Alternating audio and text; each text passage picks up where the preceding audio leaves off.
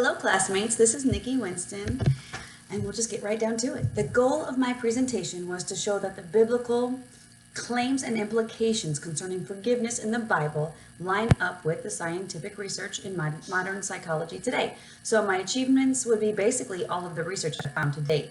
The achievement section of this discussion will be the lengthiest part of the presentation, as it's like essentially an extremely abbreviated version of all of the information I found. So here goes. Jesus directly commanded his followers to forgive in Matthew, but we see him give an even stronger implied commandment to forgive in John 13:34.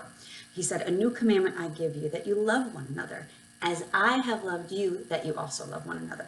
So how did Jesus love? Well, his entire purpose of coming to earth was to forgive people of their sins and restore righteousness or right standing or connection with God. So you could definitely define Jesus's love by his forgiveness. He made such a great sacrifice. It was because of love, and it was only to forgive people.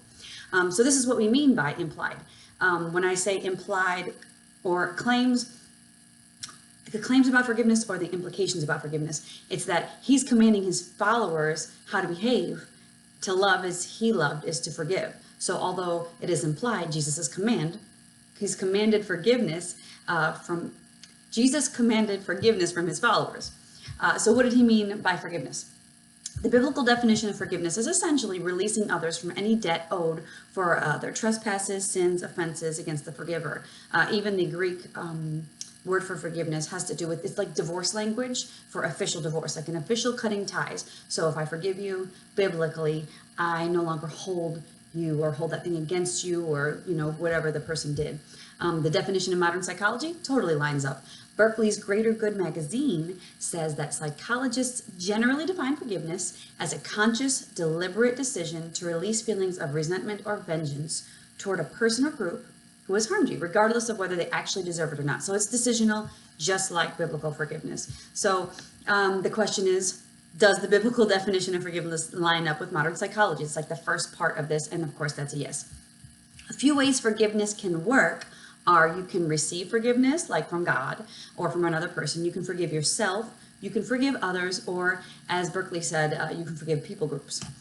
So far, I have found 5 claims or implications from the Bible that I'm working with concerning forgiveness. So we'll quickly weigh all 5 of them against psychology research.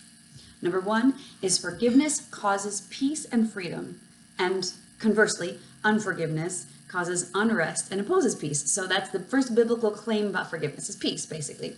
In Psalm 32, David said, "Yes, what joy for those whose record the Lord has cleared of guilt. I said to myself, I will confess my rebellion to the Lord, and you forgave me. All my guilt is gone." So the forgiveness brought peace. It released him of guilt. Psychology research shows that forgiveness has a better effect on emotions, which is basically peace, than vengeance. Wanting vengeance results in isolation, loneliness, depression, anxiety, fear, guilt, and sadness. Sounds like the opposite of peace to me. The second biblical implication about the forgiveness that we're working on is it distances or disconnects the forgiver from the sin or offense of the trespasser or offender, like we talked about originally, like the definition of forgiveness. Psalms claims that when disobedience is forgiven, the sin is put out of sight and is as far away from us as the east is from the west. So it's so far, the east is obviously infinitely far from the west. So it's so far that, of course, we couldn't even see it again. It distances you from the sin. Psychology research lines up with this claim. It shows that individuals who choose to hold on to the offense stay engrossed by the past. They continue to worry. They think over and over and stay in the pain of the past with frequent and intense thoughts of resentful and depressive ruminations. This sounds like a deep connection to that trespasser sin to me. Psychology research also claims that those who have the opposite mindset move on and think less about the offender, which is like a disconnect. So number 3, biblical claim or implication about forgiveness is forgiveness causes better health. Psalm 32, once again, this is a great psalm. I found over 20 scriptures for all of these. I've compiled them, although I'm going to use more, but I'm using just 1 or 2 for the sake of time for this presentation. So it causes better health. Psalm 32, when I refused to confess my sins, my body wasted away.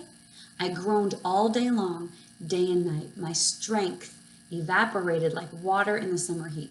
Finally, I confessed all my sins to you and stopped trying to hide my guilt. So the implication was it caused me physical pain, discomfort, and just physical problems. Proverbs also says, a joyful heart is good medicine. But a broken spirit dries up the bones. And it also says in Proverbs, a sound heart is life to the body. So, it's not, a lot of times we think of life, we think soul, but this is body life, okay?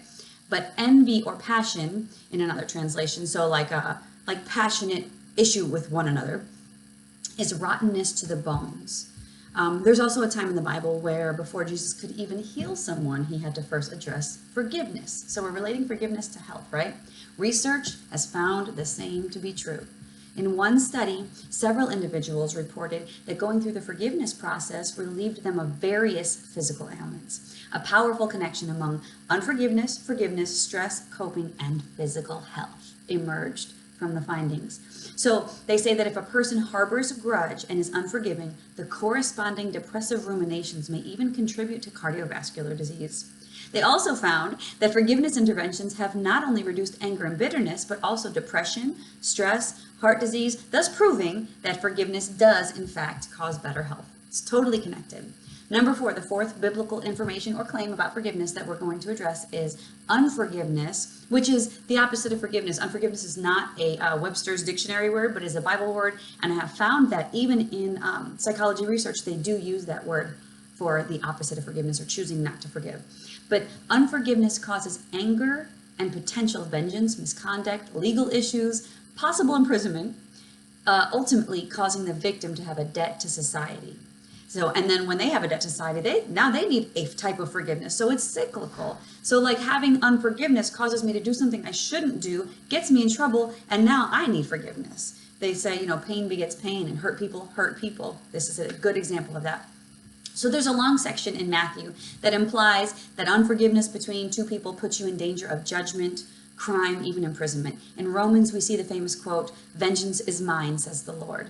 God tells us not to exact vengeance or not to get revenge, where he goes on to instruct us to act lovingly instead to those that have wronged us, which is a very difficult thing, but we're talking about forgiveness here, and we're supposed to forgive as Jesus forgave. That's the biblical claim. So he asks us to act lovingly toward those that have wronged us, to release it to him and ask him for justice. So trust him, so trust God for justice. So does psychology research agree with this claim? Yes, it does. Research shows that in the victim's perspective, revenge can set the record straight by bridging the imbalance of suffering between the offender and the victim and by reestablishing a sense of self-worth. So the victim thinks that if they do something, if they get vengeance or revenge, that it'll set the record straight. They'll feel better. It agrees that they may carry out aggressive behaviors in order to take back that control, but it ends up leading to negative emotional states, feelings, and ruminations. So yes, that is what it can cause, but of course it causes damage in the end. Number 5, this is our last biblical implication or claim concerning forgiveness, is that continual forgiveness. That means staying in a state of forgiveness. A lot of Christians say walking in forgiveness, but it causes people to be walking in love with others as a lifestyle, to be stronger, more selfless, and thereby abler to help others. So Proverbs tells us that love prospers when a fault is forgiven. And 1 Corinthians 13, the famous love chapter, details what happens when love is executed, such as through forgiveness. Love suffers long and is kind. It's not envious, not proud, pompous, or rude. Love is selfless. It's not provoked. It thinks no evil. It's essentially unselfish and focused completely on the good of others. So when we walk in forgiveness continually, we focus on the good of others. We can help and serve others. Modern psychology research shows that people who are more forgiving have higher self-esteem. And as we know, those with higher self-esteem are always better equipped to serve and be a benefit to others. So in conclusion, Colossians 3:13,